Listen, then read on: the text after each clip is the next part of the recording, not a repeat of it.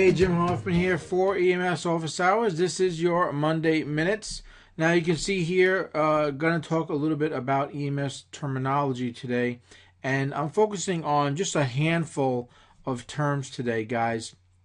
You know, there's a lot of terms to know in EMS, and I think the important thing when you are thinking about terminology is actually knowing it. A lot of us hear terms, we throw terms around, you see it on exams and documentation, you might overhear a doctor saying it, and we don't actually know what each term means, okay? And knowing what the terms mean is going to help us not just in our documentation or our patient care or being able to converse with other healthcare providers. It's also going to help us when we're doing things like taking exams. Because a lot of times exams are going to throw some of these terms into, let's say, a patient question scenario, and they're going to assume that you know what that term means. If you don't know what that term means or unsure, that can lead you to answering the question incorrectly. So think about that when you see a term that you don't know. Now, I'm sure I'm not going to cover them all in this quick Monday Minutes, but I encourage you to seek out other EMS terms. I'm going to do some more videos in the future with some more terminology.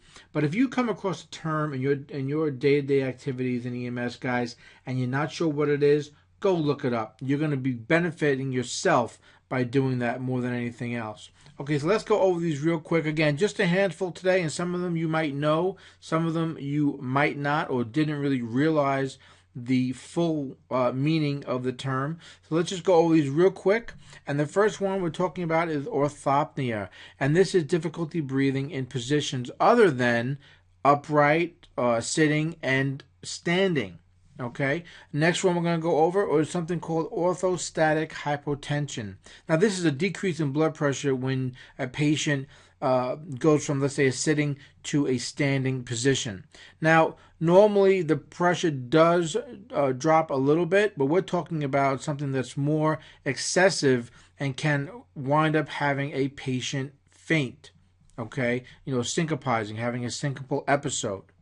Now, the next one, just a little tongue twister for me, but this is atelectasis, okay?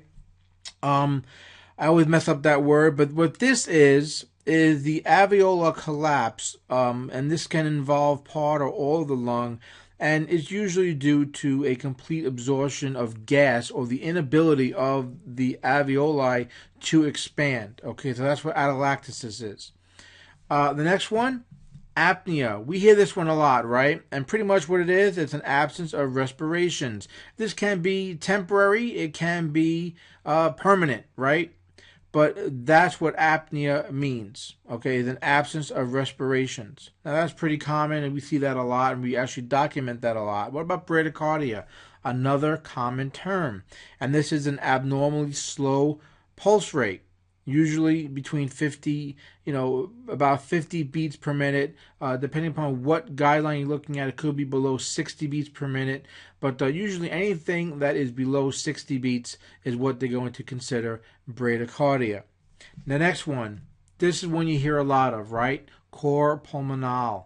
Now, you hear this a lot, you see it on exams a lot, and a lot of times you just nod your head that you know exactly what it is. Maybe you do, maybe you have a little bit of a clue what it is, but what it is right ventricular enlargement, and this is from a primary pulmonary type of a cause, okay?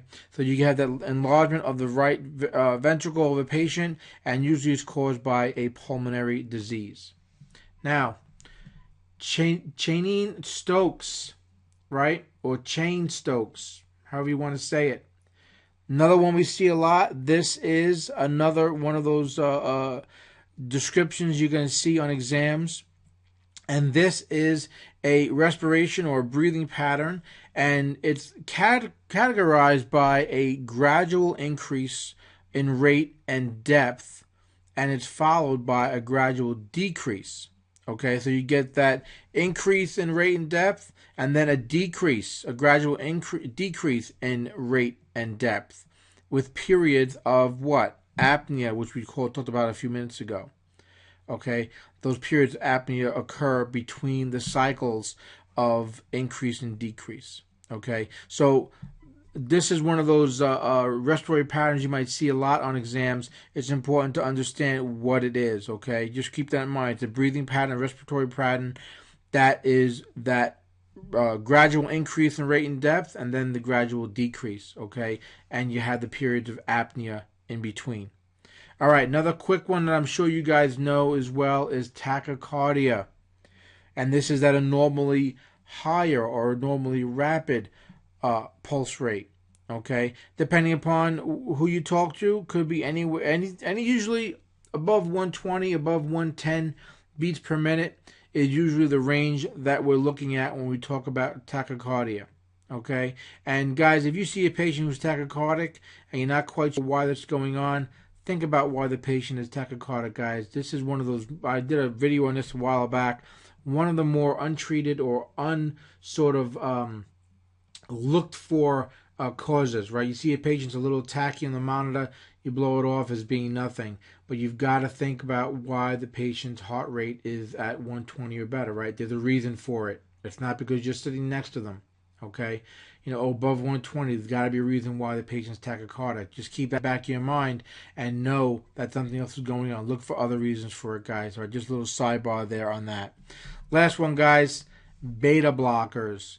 Another thing you see a lot, you hear a lot, oh, the patient's on beta blockers, right?